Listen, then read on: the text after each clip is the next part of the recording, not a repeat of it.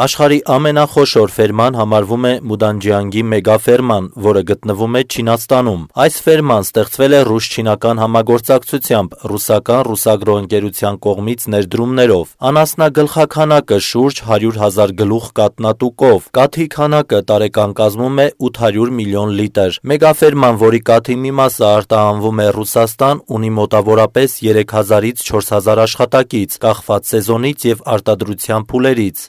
Մուդանջիանգի ֆերման ընդգրկում է մոտավորապես 3,68 միլիոն հեկտար։ Համեմատության համար նշենք, որ դա մոտավորապես հավասար է Պորտուգալիայի տարածքին։ Այն ավելի մեծ է, քան Հայաստանի ամբողջ տարածքը, որը զբաղեցնում է 2,97 միլիոն հեկտար։ Այս հսկայածավալ տարածքը ներառում է ոչ միայն անասնաբուծական ենթակառուցվածքները, այլ նաև կերի դաշտեր, պահեստներ և վերամշակման գործարաններ։